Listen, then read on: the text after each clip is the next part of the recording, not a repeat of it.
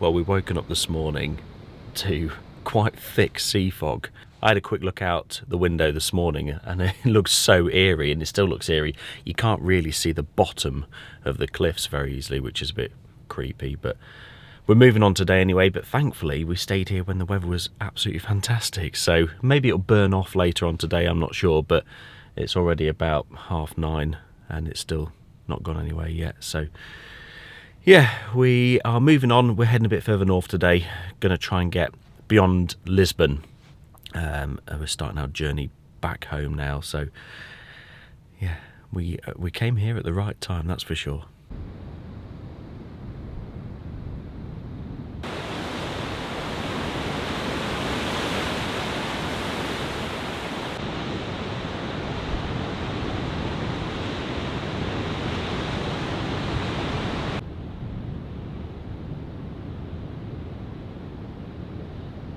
Well, that's the end to our little paradise up here.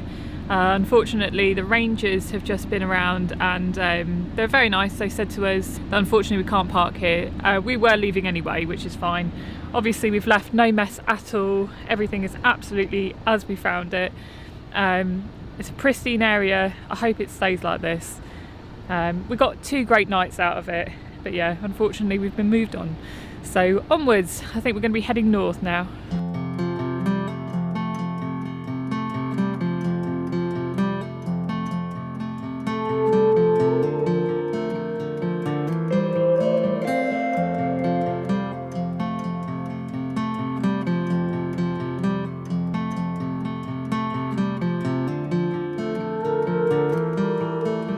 That'd be why everyone parks in this car park.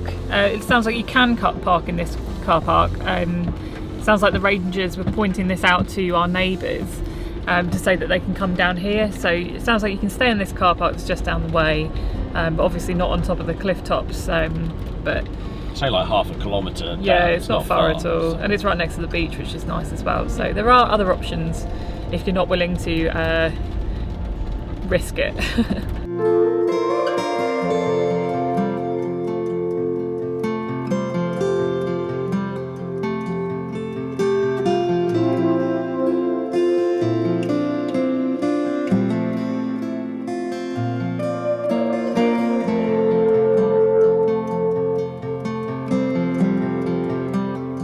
Sean's just trying to check the tide times on his phone, see whether we're going to drown or not. What do you reckon? Well, I'm just looking at the tide times. It's definitely tidal, but no, I don't think it comes up this high. But the watermarks don't look that far away. That's what scares me a bit. Anyway, where are we, Sean? We're by a river, by the side of Porto. Northern Portugal, really. Well, getting towards the north of Portugal. We tried to go to a paid like aire. It's quite expensive actually, looking online on Park for Night, but when we got there it was shut anyway.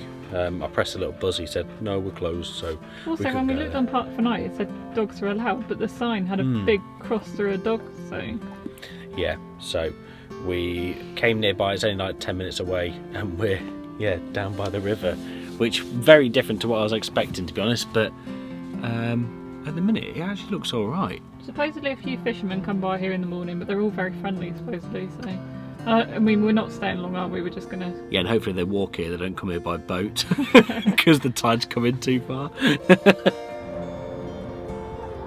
I mean, you can see the waterline there. It doesn't come up anywhere near this high.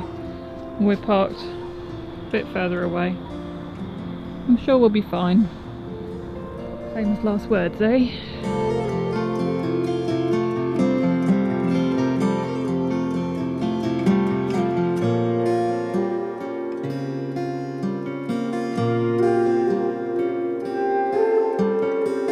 Well, it would appear the fog is following us. So we're right in the centre of Porto here, and I was hoping to show you this awesome river location.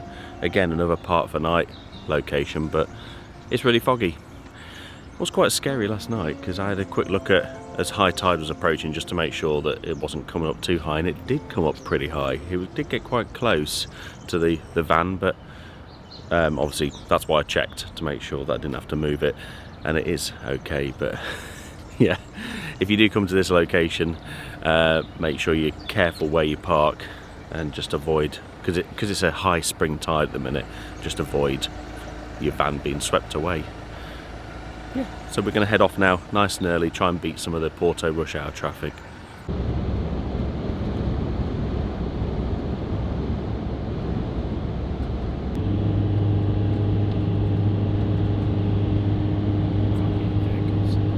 Some of these places to stay are quite interesting. They're just like in the middle of nowhere, and it'll say services. You just turn off the motorways, which are completely dead anyway, and you're in this like real quiet place. But often they're massive hotels, like absolutely enormous. So they're like staging posts or something, and God knows why they're so big and whether they actually fill them or not.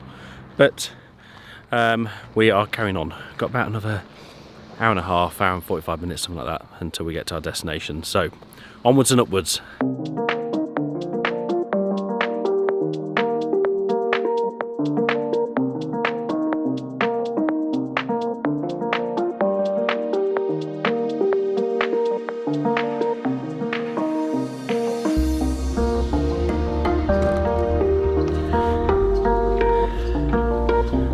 Well, I'm not going to lie to you. We spent a little bit too much time in southern Portugal, so as a result we're having to do a lot of driving to get back home, back to Calais in time for our crossing. We've also got another deadline. Obviously travelling with a dog means that you have to have a worming tablet. Well, I don't, he does. Before it has to be at least 48 hours before we travel. Now it's booked for Monday morning is kind of the latest we could do it, really. But yeah, as a result we're having to do some hefty drives, which is quite tiring. Ideally what we should have done is we should have started heading back a little bit earlier maybe. It just means that we are arriving at some of these beautiful aires. I mean, this is pretty nice, this one. It's in a lovely quiet town. Yeah, we're arriving at these aires that are a little bit late in the day, and we're not getting to explore a huge amount of the local area, unfortunately.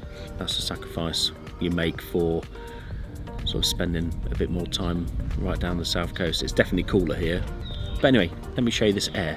So there's space for about 7 campers, and there's a little marker between them all. So you do have sort of designated parking. As seems to be the case quite often, you can end up on your own, certainly in these quieter locations like this, which is quite nice. Right next to us we've got somewhere where you can empty the grey waste. There's also a freshwater fill-up and somewhere to empty the toilet as well, which is useful. And then opposite us, like you can see, we've got this big kind of gravelly pathway. We've got a couple of picnic benches and a bit of a grassy area as well. Probably needs no reminder as well, but this is all completely free. You know, this is fantastic. We need this in the UK. The only problem is I just feel it would get abused in the UK. Now this morning we were in Porto, and right in the heart of the city. It turned out really foggy when we woke up, and we travelled all the way across to wherever we are now, somewhere in Spain.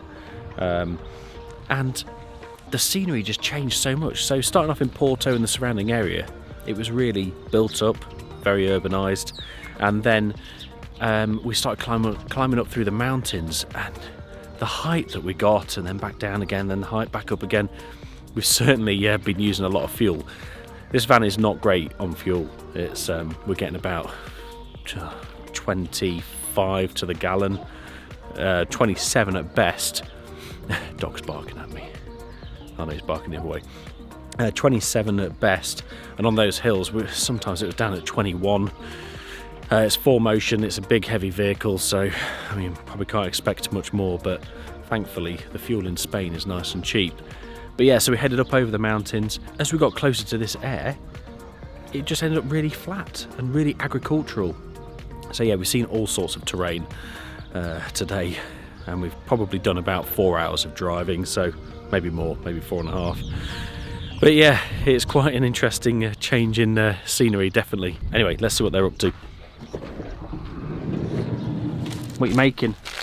Just sandwiches tonight. Oh, the door's shut on me. Too much driving to actually do any What's proper Bentley cooking. eating? He's got a little bit of bread. Oh dear. Oh, baguette. Nice. Nice. What are we having in them? Whatever you want that we've got. I'm sure we'll find something. There's cheese. Fromage.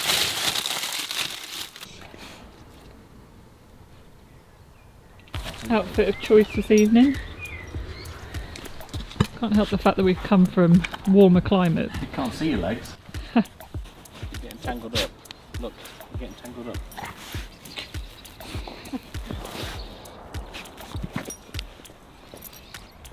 He likes to do a bit of rolling after travelling, doesn't he? Yeah, I think right down in the southern, hotter regions, it's harder to find some nice rollable grass. But now, it's easy to find it. He's pretty happy with himself. The aire is just behind there.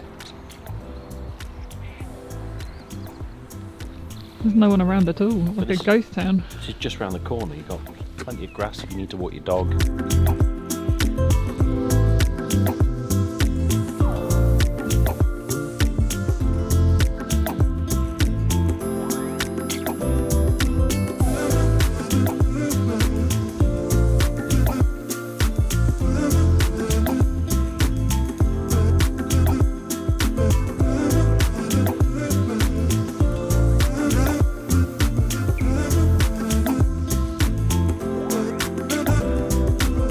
So we just stopped about as close to the border with France as we can get, really, because fuel is a lot cheaper in Spain than it is in France.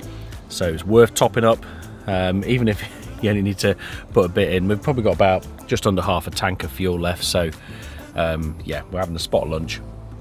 And yeah, filling up the tank so that we've got a full tank to get north of Bordeaux, hopefully.